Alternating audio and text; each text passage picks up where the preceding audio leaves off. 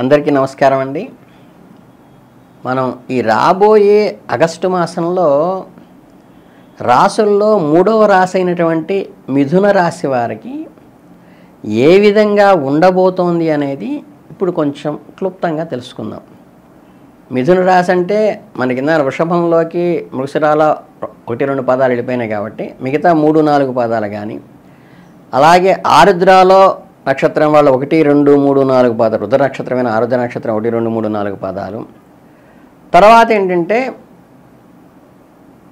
మృగశిర 2 పాదాలు, ఆరుద్ర 4 పాదాలు 6 అయినాయి. పునర్వసులో మిగతా 3 పాదాలు అంటే 1, 2, 3 పాదాలు ఉంటాం. కానీ కా, కి అనే అక్షరాలు కానీ, కు, కం, జ్ఞ, చ అనే అక్షరాలతో మొదలైన పేరు గలవాడు కానీ, కే, కో, హ అనే అక్షరాలతో పేరు మొదలైన వాళ్ళు కానీ ఈ వృషభ రాశికి వారు చెందినవారుగా ఉంటారు.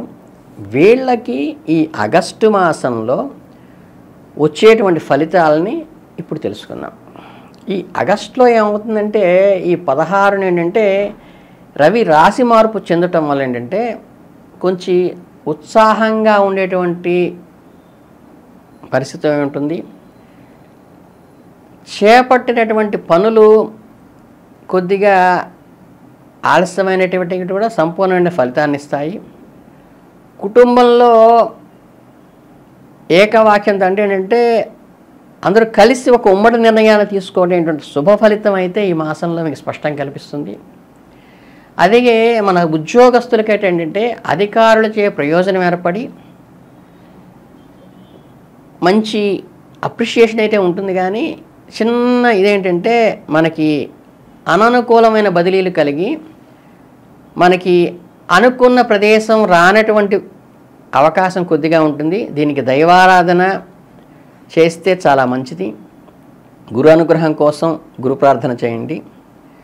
చక్కగా గురువారం నోట ఆవుకు 2 అరటిపళ్ళు పెడితే ఈ దోష నివారణ నుంచి మీరు బయటపడడానికి చాలా అవకాశం ఉంటుంది. చాలా పర్ఫెక్ట్గా పనిచేస్తుంది ఈ రెమెడీ. అలాగేంటంటే కొన్ని విషయాల్లో మంచి అవకాశాలు వచ్చినప్పటికీ కూడా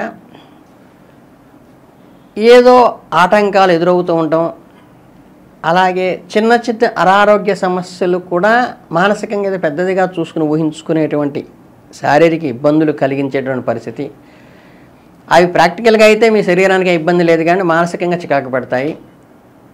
మీకు ఈ రోజువారీ కార్యక్రమాల్లో కూడా ఈ ఆరోగ్యానికి ప్రాధాన్యత ఇస్తూ ఆహారం కానీ వ్యాయామం కానీ తగినంత తీసుకుంటూ మీకు విశ్రాంతి కూడా చాలా అవసరము.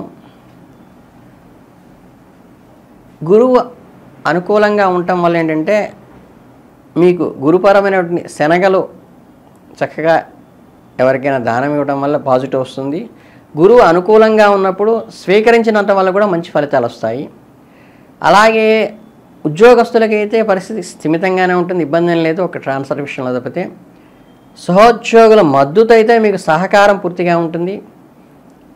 ఈ వ్యాపారం చేసి స్పెక్యులేషన్ చేసే వాళ్ళలో కొంచెం ఛాలెంజింగ్గా ఉండేటువంటి అవకాశం ఉంది కాబట్టి కొంచెం జాగ్రత్తగా ఉండండి. ఈ విదేశీ సంబంధ వ్యాపారాలు ఏవైతే చేస్తూ ఉంటారో ఇంటర్స్టేట్వి వాళ్ళకి ఆదాయం పెంచేటువంటి అవకాశం ఉంది. కానీ కొత్తగా పెట్టుబడి పెట్టేటప్పుడు మటుకు చేయకుండా జాగ్రత్త వహించండి. కొత్త ఆలోచనలు ప్లానింగ్కి ఎస్టిమేషన్కి అయితే ఉపయోగపడుతుంది. దానికి రూపకల్పన అయితే చేయండి తప్పితే ఇన్వెస్ట్మెంట్ ఇప్పుడు చేయబాకండి. విద్యార్థులకైతే ఏంటంటే చిన్నపిల్లలు ఎవరైతే ఉంటారో వాళ్ళకి మిశ్రమ ఫలితాలనే వస్తుంది. చదువు వల్ల దృష్టి పెట్టడం వల్ల అనుకున్న ర్యాంకులు అనుకున్న శాతంలో వచ్చి అనుకున్న కాలేజీలో చేరేటువంటి అవకాశం ఉంటుంది. కొత్త విషయాలు నేర్చుకోవాలనే ఉత్సాహం ఉంటుంది. ఈ ఉత్సుకతను సద్వినియోగం చేసుకుని అధ్యయనంలో ముందుకు సాగాలి. కష్టే ఫలి అన్నారు కదా, ఆ ప్రకారంగా మీకు ఎప్పుడూ కూడా మీ కష్టానికి తగ్గ ఫలితం అయితే విద్యార్థులకు వస్తుంది. ప్రత్యేకంగా చెప్పుకోవడానికి వేరే ఇబ్బందులు ఏం లేవు. ఆర్థిక పరిస్థితి ఏంటంటే కొంచెం ఒడిదుడుకులు కూడుకుంటుంది, కానీ ఆదాయం స్థిరంగా ఉంటుంది. అప్ అండ్ డౌన్స్ ఏమి ఉండవు. మీ చేతిలో డబ్బు ఆడే విషయంలోనే కొంచెం మీరు అననుకూలత ఇబ్బందికరం కలుగుతుంది, కానీ ఆదాయం పర్ఫెక్ట్గా ఉంటుంది. ఆర్థిక విషయాల్లో కొంచెం ఈ విషయంలో జాగ్రత్త, అంటే వచ్చే ఆదాయంలో ఏమాత్రం తగ్గుదల ఉండదు, అలాగే వస్తుంది. కాబట్టి అనుకోనటువంటి సంఘటనల వల్ల మీకు ఈ మెయింటెనెన్స్ కొంచెం జాగ్రత్తగా చూసుకోవాలి. ఇంకా ప్రేమ సంబంధ విషయాల్లోకి వెళ్ళారంటే ఏంటంటే కొంత నిదానించి ఎదుటి వారి భావాల్ని అర్థం చేసుకుని మీ భాగస్వామితో కూడా సంయమనంతో వ్యవహరించాలి. కొద్దిగా తగ్గి ఉన్నా తప్పు లేదు, కానీ బంధాన్ని బలపరుచుకోవాలి, ఓపికతో ఉండాలి. అలాగే ఈ ప్రేమ వ్యవహారాల్లో కానీ పార్ట్నర్షిప్లో కానీ మనఃకారకమైనటువంటి ఇబ్బంది లేకుండా జాగ్రత్త వహించాలి. ఇక కుజుడి ప్రభావం వల్ల కొంచెం అనారోగ్య సమస్యలు, అంటే గాయాలు కానీ లేకపోతే ఏంటంటే క్వారల్స్ కానీ అనవసరమైన వాగ్వివాదాలు రావటం కానీ జరగచ్చు. కానీ వాహనాలు నడిపేవారు కొంచెం స్లోగా వెళ్ళి సంయమనం పాటిస్తే వాటి నుంచి బయటపడవచ్చు. మానసికంగా కొంచెం తగ్గి వ్యవహరించడం వల్ల క్వారల్స్ నుంచి బయటపడవచ్చు. యోగా కానీ ధ్యానం కానీ చేసి మనస్సును ప్రశాంతపరుచుకోవటం వలన ఈ వచ్చేటువంటి ఏదైతే అలజడి ఉంటుందో, ఈ స్పర్ధకి కారణం అవుతుందో, దాన్ని తగ్గి ఆలోచించడం వల్ల దాని నుంచి నివారణ అయిపోవచ్చు. దానికి పెద్ద పెద్ద జపాలక్కర్లేదు. కాకపోతే ఏంటంటే ప్రతిరోజు కనుక కాస్త విష్ణు సహస్రనామం, అది కూడా సాయంత్రం సమయంలో చేస్తే చాలా మంచిది. అన్ని దోషాల నుంచి నివారణ అవుతుంది. ఇది అనుష్టప్ ఛందస్సులో ఉంటుంది కాబట్టి చాలా తేలిగ్గా స్పష్టంగా చదువుకోవచ్చు. ఈ విష్ణు సహస్రనామం చదవటం వల్ల ఈ కోరికలు నశించడం, అంటే ఏంటంటే మనకి ఒకన తృప్తింజందని మనుషుడు సప్తద్వీపముల కల్లా చక్కంబడడు అన్నట్టుగా ఈ తృప్తిని, సాటిస్ఫాక్షన్ని నాకు ఇంకా చాలు స్వామి, పర్ఫెక్ట్గా ఉంది అనే ఒకటి ఆత్మ సంతృప్తిని విష్ణు సహస్రనామం ఇస్తుంది. కాబట్టి దీనివల్ల ఏంటంటే అన్ని రకాలైనటువంటి కోరికలు మన ఉత్తరపీఠిక చదివితే అందులో క్లియర్గా ఉంటుంది. ఎవరికి కావాల్సిన వాళ్ళకైతే వస్తుందండి. అంటే ధనం ఆర్జించేవాడి ధనం, పిల్లలు ఆర్జించేవాడి పిల్లలు, ఉద్యోగం ఆర్జించేవాడు ఉద్యోగం, ధర్మం ఆదించేవాడికి ధర్మం, ఆఖరి మోక్షం ఆశించేవాడు కూడా అది వస్తుందని చెప్పారు. కాబట్టి మీకు అన్నిటికీ ఏంటంటే ఇబ్బంది లేనటువంటిది, పెద్ద నియమాలు లేనటువంటిది విష్ణు సహస్రనామం సాయంకాలం కనుక ఈ మాసం అంతా పఠిస్తే. ఈ విష్ణు సహస్రనామంలో ప్రధానంగా చేయవలసింది ఏమిటయ్యా అంటే ఇది అనుష్టప్ ఛందస్సులో ఉంటుంది.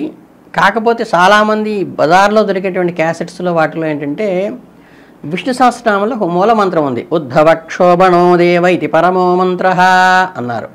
అంటే ఉద్భవ క్షోభణ దేవ అనేది పరమమంత్రం.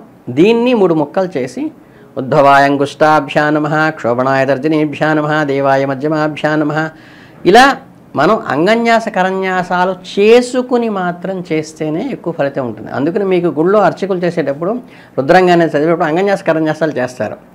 అంటే ఈ అర్చకత్వం చేసేవాళ్ళు కానీ పూజారులు కానీ ఏంటంటే ఈ శాస్త్రం తెలిసిన వాళ్ళందరూ అంగన్యాస కరన్యాసాలతోనే చేస్తారు. మీకు బయట దొరికేటప్పుడు ఏంటంటే అది గురుముఖత నేర్చుకోవాలి, లేకపోతే బజార్లో అది పెట్టి వినిపించకూడదు. కాబట్టి అంగన్యాస కరన్యాసాలు లేకుండా సీడీల్లో చేస్తారు. కనుక ఈ ఉద్భవ క్షోభణ దేవ అనే 3 ఈ మూలమంత్రంతో 3 ముక్కలుగా చేసుకుని అంగన్యాస కరన్యాసాలు చేసుకుని ధ్యానం చేసి తర్వాత విష్ణు సహస్రనామం చేస్తే సంపూర్ణమైన ఫలితం వస్తుంది. మీకు అది విష్ణు సహస్రనామం శాపం తగలకుండా స్పష్టంగా విష్ణువు యొక్క అనుగ్రహం పూర్తిగా వచ్చి, విష్ణు మెయింటెనెన్స్ కారకుడు కాబట్టి, స్థితికారకుడు కాబట్టి ఆయన అనుగ్రహం వస్తే మీకు అన్ని రకాల కోరికలు తిరుగుతాయి. కాబట్టి ఈ మాసం ఈ ఒక్క చిన్న రెమెడీ చేసుకుని గురువారం పూట ఆవుకు అరటిపండం పెట్టడం చేస్తే మీకు ఏ ఇబ్బందులు లేకుండా ఈ మాసం అంతా జాగ్రత్తగా ముందుకు వెళ్ళిపోతుంది. ధన్యవాదాలు.